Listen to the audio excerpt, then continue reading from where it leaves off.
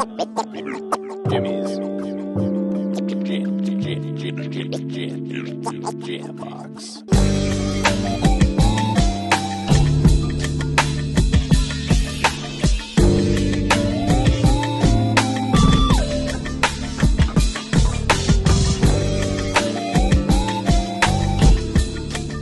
Keep jamming.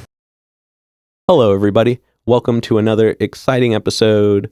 Jimmy's Jam Box. We're here. We're back at it again, and we're going to get on into it. But before we do, as always, please make sure to like, subscribe, push all the buttons, do all the things. You know, I don't know where they are, but you do, and I trust you. And with that being said, let's go ahead and get on into it. Here is today's guest. Hey, everybody. I'm Luckyluv, and I'm a conscious rapper. Hello. Thank you so much for joining us. Why don't you tell us a little bit about, what you do, where you're from, give us that like Tinder profile of your involvement with music. Oh, man, I don't know if I could fit all that into Tinder profile. I live out in Hillsboro, Beaverton area right now. Okay. I lived out there for about 6 years. I'm an executive assistant for an IT company by day. Exciting. Bartender at a strip club by night. Okay. Even more exciting. Yeah. Never a dull moment. Yeah, never a dull moment. I've got 2 kids, almost 15-year-old next week and a 7-year-old. And, just doing the dang thing. Hell yeah. Yeah. Hell yeah. Definitely a full plate. Oh, it's so full. Yeah. If people ask to hang out, I'm like, I don't know. I'll squeeze you in between 3 and 4. Well, we're glad we could get you in here then. Thank you. What got you into music initially? Man, I'm the youngest of 10. Oh, wow. Yeah. Wow, it was a full plate just from the beginning. Yeah. Not Catholic. Well, Catholic, but also horny. People are like, are you Mormon? No. Aren't they synonymous? No, I'm kidding. Right. So yeah, I would have to say my brother, really, he was listening to Wu-Tang and, Lauryn Hill, all like just Tupac, everybody back in the day. Oh yeah. And I'd be up in the attic with him, chilling with him and his friends, and just they'd be rapping and I'd just be like rapping along. They'd be like, oh, what's this like 7-year-old doing? Just like knowing all the words. And I'm just like, what? So that probably, that got me. I mean, it didn't get me started, but that was the love for music. Yeah. And that went in through high school. I got really into poetry. Okay. Kind of help, with emotions and everything, dealing with all that. And I was really good at it, turned out. And, got one of my poems published in a book in like 6th grade. Oh, yeah. That was pretty cool. I should probably find that book somewhere. It's about the color gray. So I just, I wrote poetry, and then that kind of just kept going through, through high school. I was in the Navy for 6 years, helped me through that. Wow. And then, I don't know, my last job is a military contracting job. I was an executive assistant there, and, I had time at my desk to finally like kind of write and just like music in my headset. And I just I finally was like, I heard this beat and I was just like, it just like, it just came out, and I was just like, oh snap. And I ran up to my boss and I was like, listen to this. And I was just like, I went off and she was like, that was really good. I'm like, really? She's like, yeah. And I'm like, okay, hell yeah. Cool. And I'm like, but yeah, it turns out like I'm a total closet rapper. Like I get all shaky and stuff. Like I'll do anything in front of anyone. Like I don't really care. I'm like what people think of me. But when it comes to rapping, I'm like, so interesting. Yeah, so that's kind of where we're at now. I finally put out some music about like 4 years ago. Put out a couple songs. Been writing. I have my first album coming up. Yeah, getting that together. So yeah. I mean that's kind of a background of hell yeah. Try to make it small, but it ends up big. That was great. That was great. And then just to knock out a couple more foundation questions. Yeah. This next one is one we ask early. It's one we ask often, and it's definitely a crowd favorite.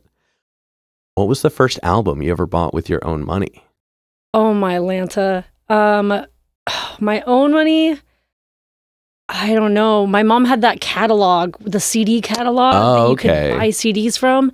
And so I would probably have to say Bone Thugs and Harmony. Oh, hell yeah. Hell yeah. She didn't watch what I bought. So I just, I was like, some Dido in there. Definitely Eminem for sure. Yeah. I mentioned this on a lot of episodes. He is kind of like at least 50% of the answers. Yeah. Some kind of early Eminem. Yeah, right? Yeah. All those albums are the greatest. Oh, man. Yeah. I won't go off on it on this episode. It's happened on a couple other ones. Everybody go back, you'll find them. Yeah. And then following through with following through with this format of questionings, what was one of the first shows you ever went to? Ooh, first shows, a hard one. I remember I grew up in a small town, Silverton, next to Salem, and I mean, it was, I think, like a Christian rock band. Like my sister took me to. That's like one of the first I can really remember. The tickets like that I've purchased as an adult, that's a hard one too. Like I remember in the beginning of starting to see I've seen almost everybody now, other than just like Eminem and a couple other people, was Ty Dolla $ign. Like, oh, hell yeah. He first started. I saw him in like Wonder Ballroom for like $20. Okay. And it was just like, I was just front row, just like, oh, he's a bassist. And it was great. Yeah. I've seen him like 4 times since, but yeah, I think, he's one of my memorable firsts. Yeah. Yeah. That's cool. It's fun getting to see an artist early. Yeah. Oh, that's my favorite. Yeah. Yeah. Like last year I got to see this artist named it's Tennyson or Tennyson, however you say it. Yeah. And him and his sister are this like, they're like Canadian, I want to say like alt pop. It's a very poor description of their sound, but it's good. It's cool. It's really like textural and like expressive, and they have a really like, not like banter, but like interactive style of playing. Yeah. And I like that. and they showed up with a full band. It wasn't just the two of them, but live it was just epic. Oh, it was so good. And it was at the Doug Fir. Ooh, I mean, the original Doug Fir now. But it just like there was only like 50, 60 people. Yeah. Like it was like intimate. You could stand right at the front of the stage, and it was just a whole different experience. And it's like, I know the next time they come here, it's going to cost so much more. It's going to be way bigger, and everybody's going to know them. So it's like seeing that moment. Yeah. Where it's just like, I could have touched the shoelaces if I want. Like I could have not even effortful. They were right there. Yeah. Yeah. So I love that. That's my thing with like Discover Weekly on Spotify, like new and upcoming artists. I like their songs. I go and I follow them on Instagram. If I'm really vibing with their song, I'll do a little take on it, like a video, tag them. And then they're like, oh my gosh, thank you so much for posting that. Yeah. I can't even think of some artists, and it's in their beginning. And this is 3, 4, 5 years ago. And then I just watch them like grow, like Pink Sweats. I know him, from his beginning. And we talked, and I was just like, hey, what got you started and everything? Like, what are some tips, and we talk and everything. And then he's coming to Portland, and he's like, come to my show. And I'm just you're so big. And he signs my hat for me. And I'm just like, oh my God. It's crazy how you can make those connections, right? Like, especially through social media. I know. I'm in the same boat. Discover Weekly and Release Radar are like my heavy rotation. I'm so excited for Mondays and Fridays because now I'm like, same. Okay, let's go. Same. Yeah. But I remember one time I heard the song called Mr. Claudio. Okay. By James Patterson, and I was just like, this is cool. Yeah. And so it was back when I was doing just the audio format. Yeah. I think he goes by Mr. J Pat, actually. Don't quote me on that one. I'm the worst with names. Yeah, me too. But I heard the song, I saw the artist, and I was doing this thing in the beginning where I wanted to have like artists tag their songs. Yeah. So I'd be like, hey, what's up, guys? You're listening to Mr. Claudio and Jimmy's Jambox. Yeah. And so I emailed him, or I sent him a message. I was like, yo, man, really like the song. I want to feature on my show. Would you mind doing this for me? And so he was like, yeah, no problem. He sent it back. So I did it. And afterwards, I was looking at his, I don't know how this went past me, but I was looking at his profile. I was like, that says The Knox. James Patterson is half of The Knox. And now I just have had conversation with the man before. Yes. I'm like, whoa, this is really cool. Yeah, right. So it's wild how you never know. Right? What could happen? Yeah. Yeah. Yeah, for sure. You're I'm practically famous because I talked to them. Yeah. I mean, I don't think he'd let me hang out with Sophie Tucker, but yeah, right. Oh, right. Man, I just saw her live at Lightning in a Bottle. Ooh, so epic. I'd never really heard of her that much. Wait, was Tucker not there as well? Oh yeah. Okay. Yes, yeah. I was like, wait, just her? Oh no. Yeah. No. So yeah, Sophie Tucker was there. Yeah, it was quiet, and we're waiting for them to come out, and we're all in the background, just walking. And then all of a sudden you just hear doon, doon, doon, doon, doon. And it was just the most amazing thing, just seeing the whole crowd just like, whoa, we're just running all together. We were with our friends. We're like, either keep up or peace out. And we just like, oh, it's so good. Yeah, and their live show is so good. Like, it's so interactive, and they're just like so charismatic. Oh my God, yeah. It gives me chills. And the like, I love how like worldly they are. Like, I love whenever they're traveling to like another country, you'll see Sophie just on the plane, just, I'm relearning this language. It's like, you don't have to do that. But that's just, it's cool. They are raw. Interesting folk. Yeah. And I think they live very like expressively with what they're doing to the world. They're not like, oh, look at me, I'm doing a thing. They're just like, hey, we're doing things. Yeah, right? We're human. Yeah, you can come along with us. Like, look, we're sleepy. We're wearing pajamas. Don't know what to tell you. Yeah. Exactly. Hell yeah. But that's enough about them. Yeah, right? Let's get into you as the artist. Okay. And we're going to get the easy one out of the way. Okay. How did you pick your name? Oh, man. This girl drew me a picture. Shout out to Amanda Yeend. In high school, I was like, I was getting into like, I went to a backstory. I was going to this like gay club, and I wanted to do like be a drag king, you know?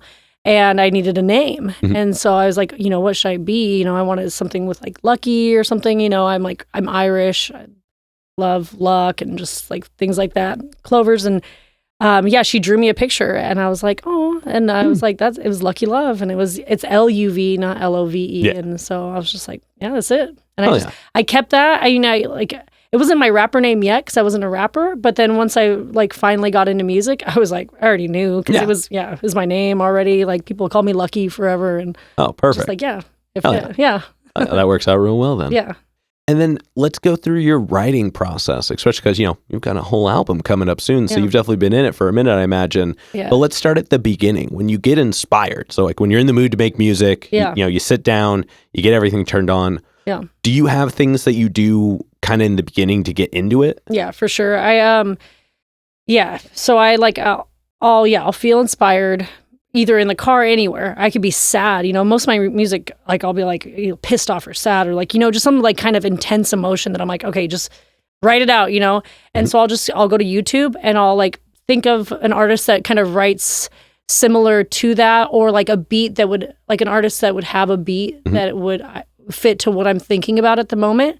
And I just type in, like Pink Sweat type beat, and I just start listening. And I know when I find the one, because I just start like vomiting, on just like my notes section on my phone, and I just can't stop.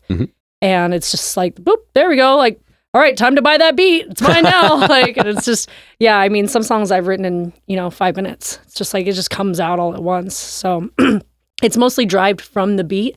But sometimes, you got to get things out before the beat. And so I'll write, like I have a couple of songs I write just to get it all out. And then sometimes I type it on computer because I can type a lot faster than my thumbs, Yeah. And then I'll find a beat, and then I'll start to like match the words and write more to my already writing that I've written and go from there. Oh yeah. Yeah. And then how long would you say it takes to get to the point where a song is ready to perform? Oh God. Like I'll finish a song like 95%. And there's just a couple little tweaks that I need to do to it, like some wordage or something, or like, fill in one line here. And I'm just like, I can't do it. I can't. And I'll just like a year, but it's like, so yeah, it could be anywhere from like, to perform live, probably, 3 months to a year. Yeah.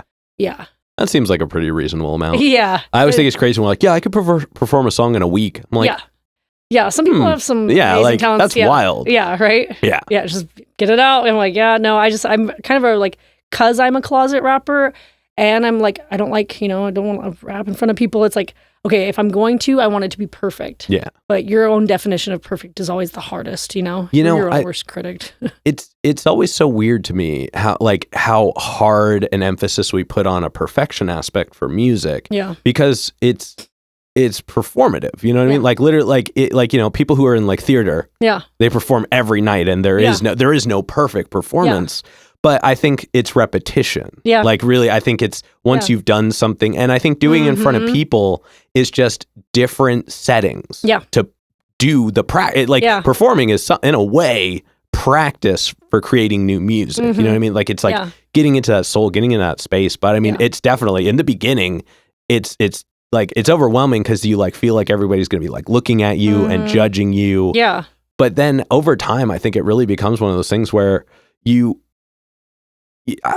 people don't think about music the way musicians think about music. And the musicians in the room don't think negatively about music. No, because they're in the same place you are. Yeah, because they're going, oh, you know, I see what she did. Great, I'm doing that. Yeah, like wow, I love what you're doing. Yeah. And like, you know, so there's not a negative element in there. You know what I mean? I mean, there are the haters. Yeah, right. But you know, those are our motivators. Yeah, am I right? Exactly. Yeah. No, it's just your insecurities. You know, it's just overcoming that. Yeah, repetition is definitely key for sure. The more you do it, it's like, all right, give me that mic. You know. You know, I find too, it's helpful to do it in like places where it's not your comfort space, but it's not the stage. Yeah. Like Oblé Reed practices his set while he runs. Like he runs miles a day. Wow. And he practices his full set while running. Okay.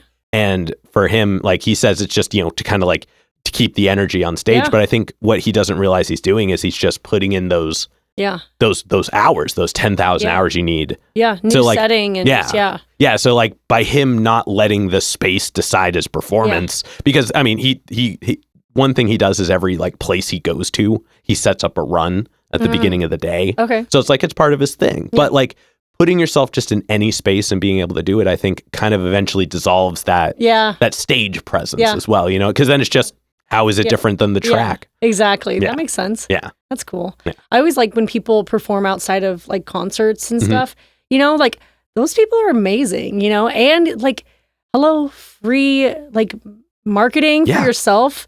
Like you don't have to pay anything. There's thousands of people walking by. I'm just like, every time I'm like, oh my God, should have brought a portable speaker. Like, you know, like and their song gets stuck in your head because you're walking so long into a festival and you're like, man, like, and you're singing it for days, you know? Like, yeah.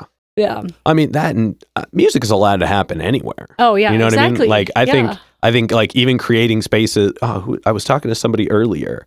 Gosh, who was it? Didn't drive me nuts. I forget who said this. I apologize. But they were talking about how they host an event.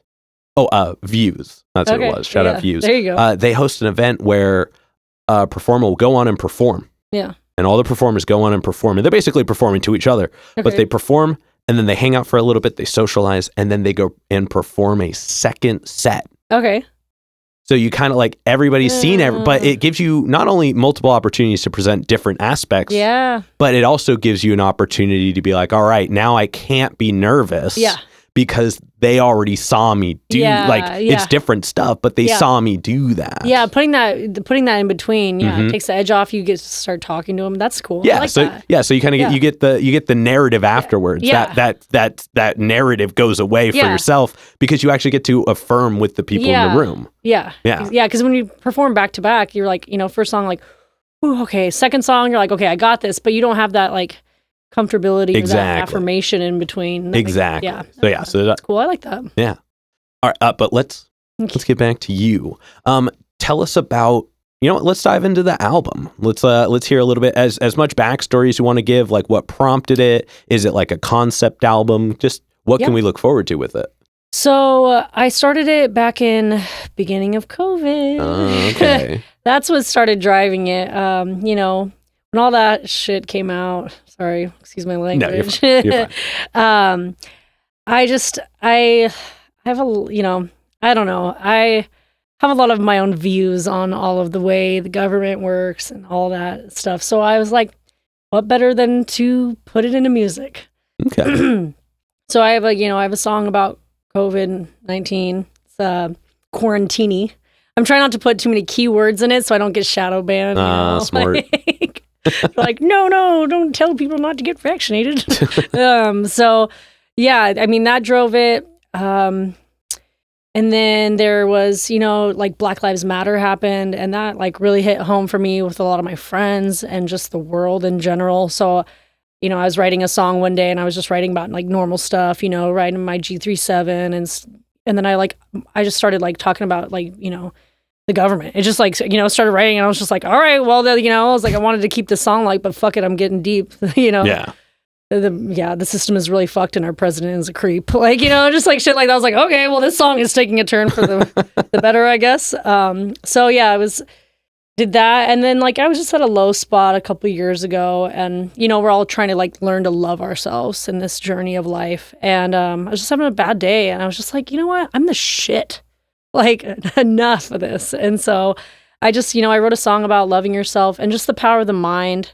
I was getting certified in hypnosis. Oh, and so okay. the power of just like subconscious and everything that you say to yourself, like there's 20,000 thoughts going through your head a day. And it's just like being able to like curve those in a positive manner and realizing that you're like, your thoughts become your words and your words become your actions and your actions produce your future. It's just like, it's so big and just like the power of your mind, it's huge. And like people need to learn that and if they learn that like at a young age, like the power, like kids should be learning like simple, like not hypnosis, but, just at a young like age for their emotions and everything. And so I just like, not that I'm going to be rapping for kids or anything, but it's like that message to my like younger self, and teenagers, listening to my music. My son's almost 15. He loves my music. He shows, the school my music. And when you start to, what you listen to is what you become, And so I want I want that positive impact.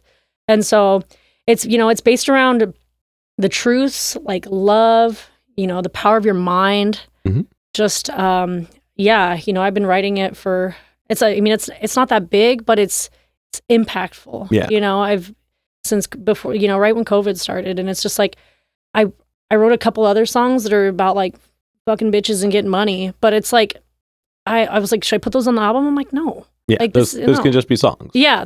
I don't, this is it's my first album. Yeah. So I want it to mean something. And I'm getting better. It's like, it's newer stuff than the stuff I already have out. But, I'm only growing. So it's like, I got to start somewhere, I'm like, yeah. So like, don't try to, I'm like, oh, let's keep building. And it's like, no, just put that piece of pie together and just put that out there, and then you can go from there. No, totally. I think with music, when it comes to putting out music, that there isn't a right way to do, like, the whole like, song a week and things like that. Like I get why people do that or releasing an album being dead. I get why some people think that, but the reality is that, or at least in my opinion, my humble singular opinion, I think that the importance really comes from releasing with intent. Yeah. So that mentality is perfect because you're choosing to do it as an act, as a creation, as like as a purpose driven thing. Yeah. And that resonates. You know what I mean? And it's the first is not the last. No. Like there's the poetic essence of making the first one this like but the first one's not supposed to be your magnum opus. No, you know what I mean? No, like it's that's the beginning. Yeah, that's just supposed to be the gates. Yeah. That's supposed to be what gets you onto the trail. And that's what you do to give people a narrative. You know what I mean? Exactly. Yeah. And I think the album route, in my opinion, it should never be lost because it's storytelling. Mm-hmm. It's different than it's not a song. It's not about the song. You it's start about from the beginning and listen to that album. You know? Or at least for the people who still emphasize on track arrangement and things like that. Yeah, like, for sure. Like structure on that level just is a completely different level of thinking. Yeah. But also I think it comes down to like how like different the songs become. I think at a certain point, if all the songs on the album sound similar, it's hard to, But for the most part, I think the album approach is important. Yeah. And especially early on, I think putting out a collection of work at a time goes a long way because it lets people see a wider view. Yeah. If you only put out a single, what do they have to go off of next? Right. Yeah. You have no idea who I am. I'm a chameleon. I could switch it up on you. Yeah. Exactly. And it's cool that you have like other songs that are of different styles. Yeah. Because actually, funny, it happened recently, so I'm going to reference his again. But Views pointed out how like his songs won't like sit like in one place. Like all of them exist else in their own little boxes, but he doesn't exist in the box. Yeah. So it's cool to have variety. Yeah. It's cool to have that versatility, but like I said, the album concept is important. Yeah, definitely. I think one day I want to do like a couple of different albums, but like one with like different beats and different like languages from each country, each song, Yeah. And just like embodying that and just, I don't know, like either going there, like I want to travel the world someday, and being able to like be a part of that culture and make a song with them, and just, I don't know, like, and then having an album that would have like each song is like, like kind of like Ty Dolla or, an Eminem song, but you don't reference any of that. Yeah. But you get it as you listen to the album. You're like, this kind of sounds like an Eminem song, or like this kind of sounds like, Tupac song, or like, something like that. And just like, but you get it after you start listening. You're like, oh snap. Like every song is like a different type, and like, I don't know, just different ideas I have for the future. Oh yeah. I love that. Yeah. Now, what would you say is your, like, something you really enjoy about your current sound at the moment? Oh man, I mean, I hate the sound of my own voice, but I like that I'm unique. Like I have a deeper kind of raspy-ish voice. I don't sound like anybody else really, and I mean I keep it like that. Like I don't use auto-tune. I just. Hey, me neither. Hey. This would be a much weirder show. Right. Yeah, I think that's kind of like my thing. I'm raw and I'm real. I'm funny. Like, I mean, not to toot my own horn or anything, but modest as well. But yeah, like I like life's, it's just funny. It's fun and games if you just take it like, lightly. And so I try to put some jokes in my songs, you know, and like I've got fart noises and stuff. Like people are like, "Are you kidding me?" Little Dickie would be proud, right? Exactly. Well, early Little Dickie. Yeah, yeah. So, yeah, I'm just me, and it's like nobody else. Oh yeah, yeah. Oh yeah. All right, now we've got one last question to kind of wrap up the artist focus portion. All right, and this question's a little bit denser. But we've talked a lot about like what comes from music, the actions we take, and the things that we do within it. But what is it about the process of making music that you think gives back to you the most? When somebody hears my music and they message me and they say, "Thank you." Like that helped me so much, Well, like, let me. Okay. But that's like another reaction thing. Okay, and this is like we're going internal for this one. Like when internal. you're like when you're in the process, you're just there, you're doing all the normal stuff. Yeah. What does the process give to you? Therapy. Definitely. It's being able to get my emotions out and like make something beautiful, make art out of it, Like I didn't get to really express my emotions that much as a kid.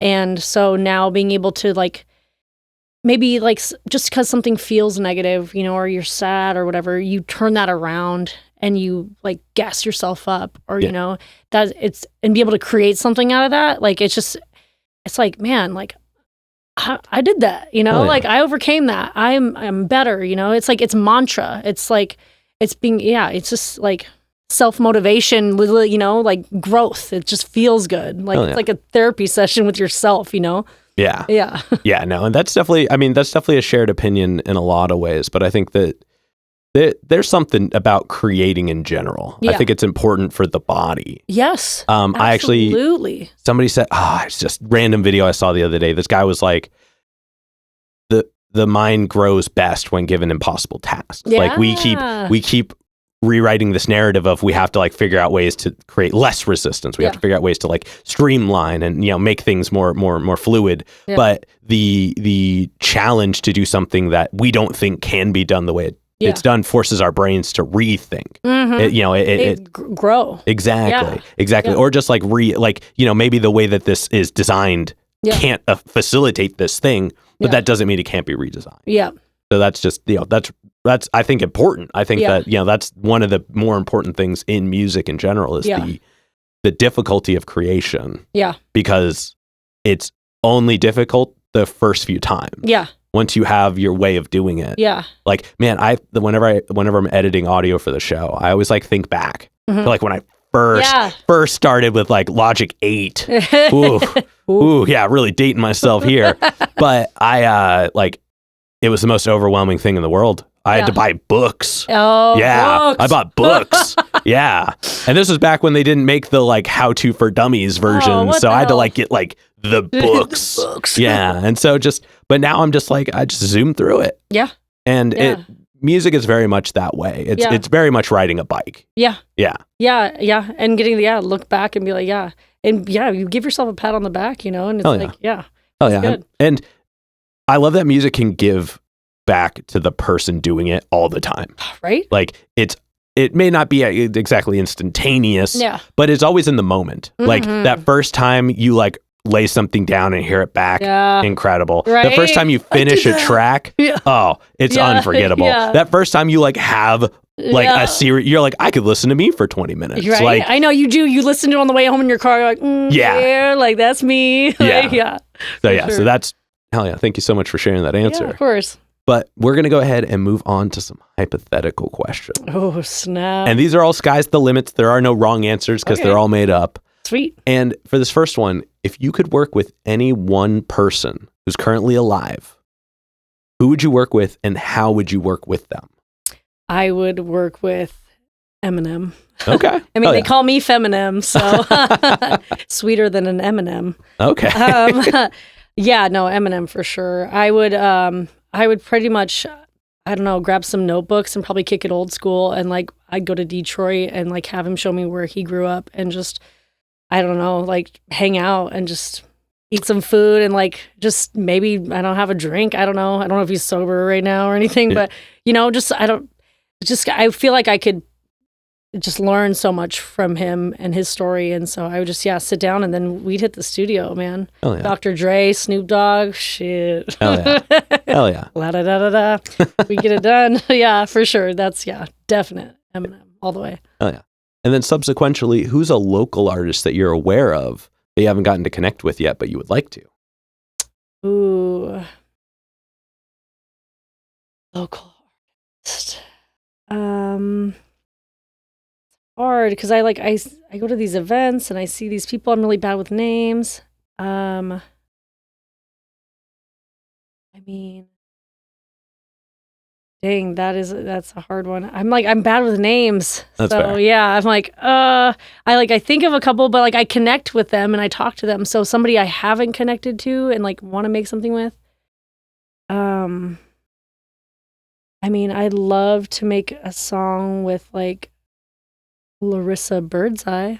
Okay. On a alternative song or Hell something. Yeah. Hell yeah. Yeah. I mean, Mike Bar. Okay, now we go. Mike Bars.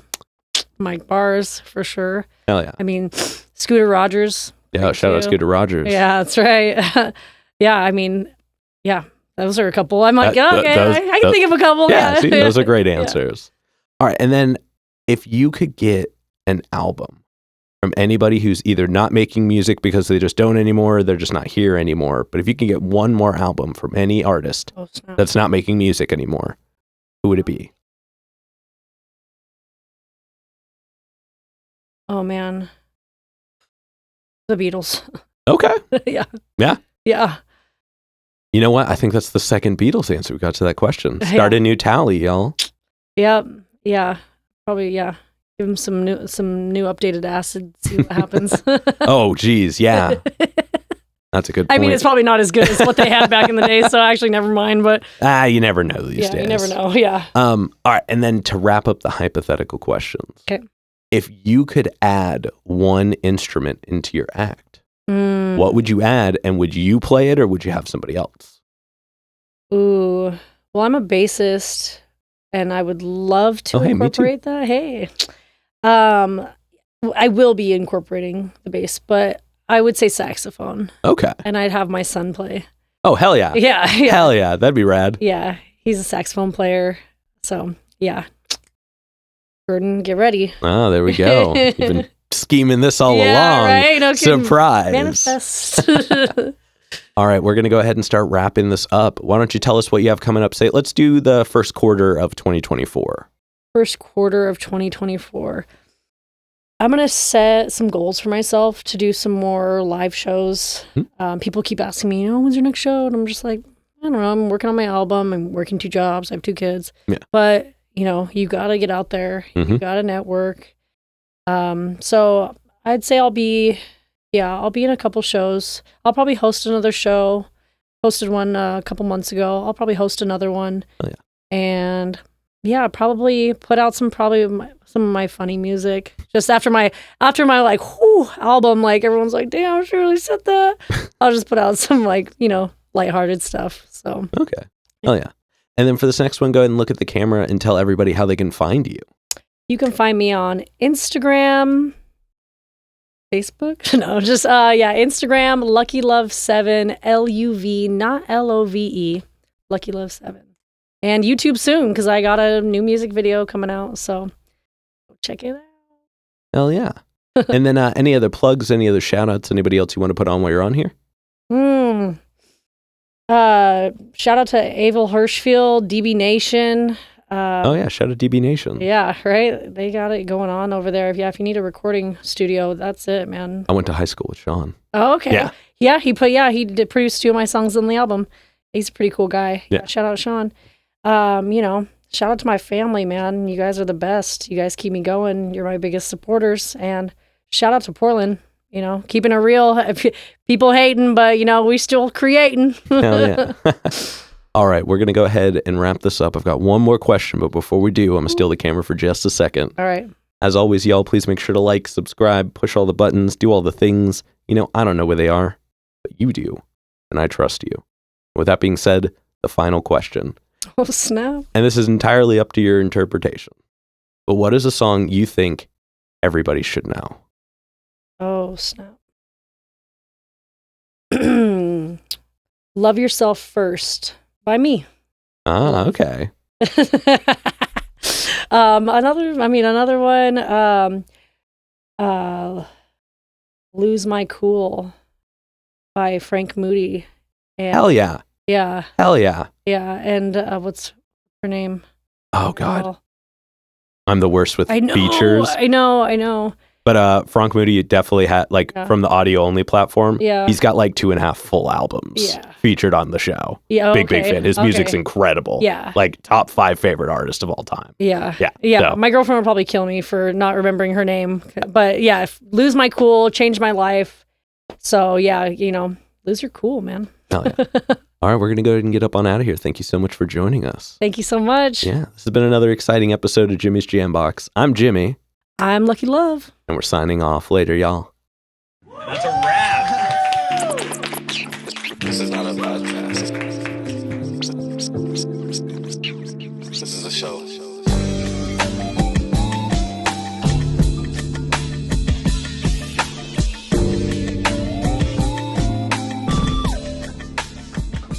Keep jamming.